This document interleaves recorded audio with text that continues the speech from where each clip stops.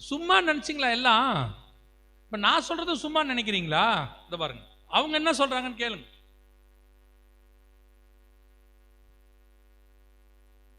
ஆண்டுகளில் இந்தியாவில் சுங்கச்சாவடிகளே இருக்காது என்று மத்திய சாலை போக்குவரத்து மற்றும் நெடுஞ்சாலைத்துறை அமைச்சர் நிதின் கட்கரி தெரிவித்துள்ளார்.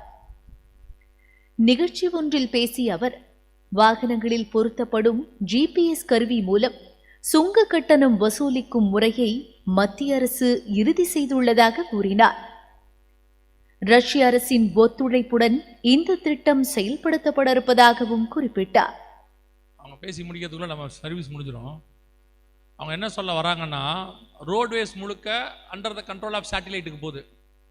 உங்கள் கார் எங்கே போகுது, எத்தனை கிலோமீட்டர் போகுது, எத்தனை கிலோமீட்டர் ஓட்டிருக்கீங்கன்றத அவங்க இனி ஆளை வச்சுலாம் சுங்கச்சாவடி வச்சுலாம் வாங்க மாட்டாங்க. உங்கள் வாகனத்தில் இருக்கிற GPS கருவியை வச்சு உங்கள் பேங்க்லேருந்து எடுத்துருவாங்க, உங்கள் அக்கௌண்ட்லேருந்தே பணத்தை எடுத்துருவாங்க. ஏன்னா ஓட்டுற கார் வாங்கியிருக்கிறாரு, அவருடைய ஆதாரம், ஓட்டுற லைசன்ஸோடைய ஆதார் ஒன்று இருக்குது, அதில் ஒட்டியிருக்கிற ஃபாஸ்டேக்கோடைய ஆதார் ஒன்று இருக்குது, உங்கள் பேங்க் ஆதார் ஒன்று இருக்குது. எல்லாம் ஒன்றா இருந்தால் தான் சரியாகும். அவங்க அதுலேருந்து பணத்தை எடுத்துப்பாங்க.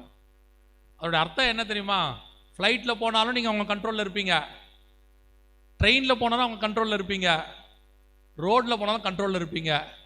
அவர்கள் கண்களுக்கு மறைவாய் நீங்கள் எங்கேயுமே போக முடியாது. துல்லியமாக உலகத்தில் உள்ள அத்தனை ஜனங்களையும் ஒரு குடையின் கீழ் கொண்டு வரக்கூடிய ஒன் வெப்னு சொல்லுவாங்க, ஒரு வலைன்னு சொல்லுவாங்க. ஒரு வலைக்குள் கொண்டு வரக்கூடிய வேலை முடிஞ்சிருச்சு. ஒரு 5-6 கம்பெனி தான் இருக்குது இந்த சேட்டிலைட் வச்சிருக்கிறவங்க. இவங்க அத்தனை பேரும் சேர்ந்து ஒரு 4000 சேட்டிலைட் விட்டு வச்சிருக்கிறாங்க. இந்த மொத்த 4000 சேட்டிலைட்டையும் இவங்க டோட்டல் உலகத்தையும் கண்காணிக்கிறதுக்கான வேலையாக வச்சிருக்கிறாங்க. Very simple.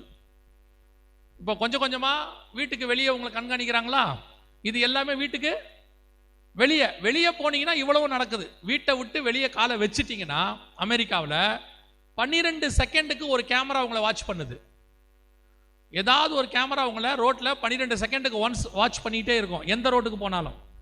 உலகத்திலேயே அதிக camera CC close circuit camera இருக்கிற சிட்டி வந்து லண்டன். உலகத்திலேயே அதிகமாக வெகு சீக்கிரமாக ஒரு ஆளை கண்டுபிடிக்கிற ஃபெசிலிட்டி ஷாங்காயில் இருக்குது, சைனாவில்.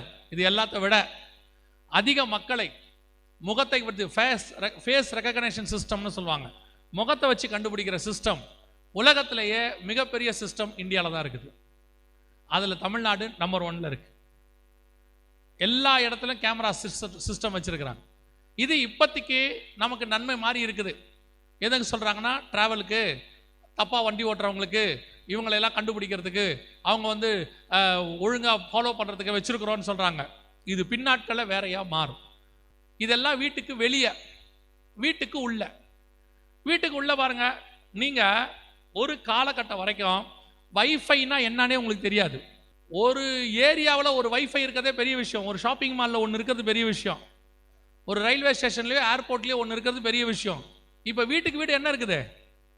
வைஃபை இருக்குது.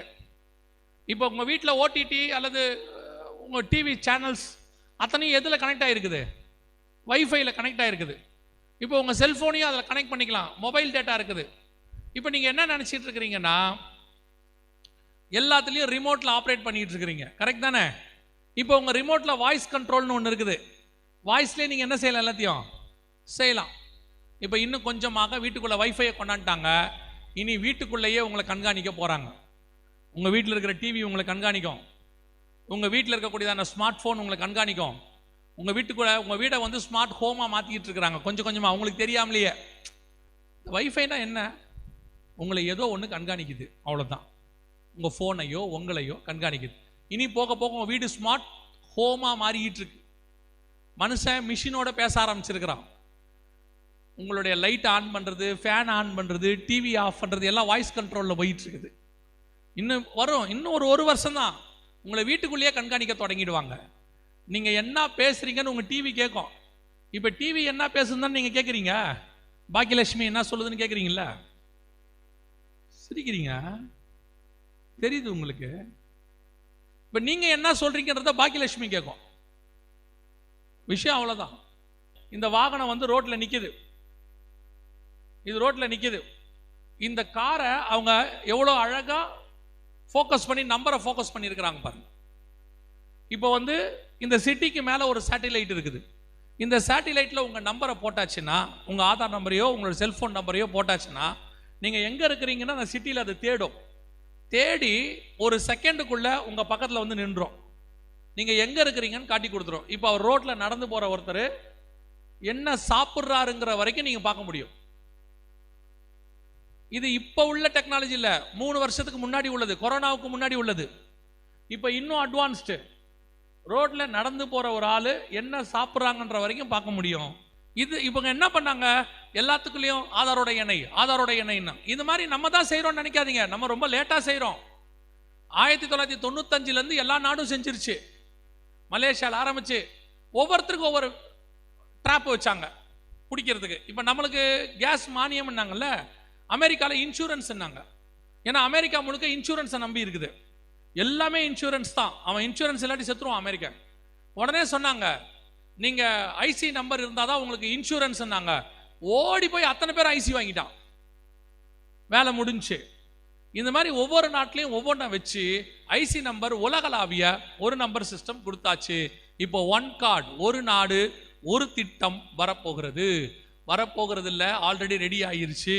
இங்க பாருங்க, இதான் ஒரே நாடு ஒரே அடையாள அட்டை. பேப்பர்ல வந்து செய்தி, இதெல்லாம் பேப்பர்ல வந்து செய்தி. ஒரு நாடு ஒரு கார்டு திட்டம் விரைவில் அமுல்.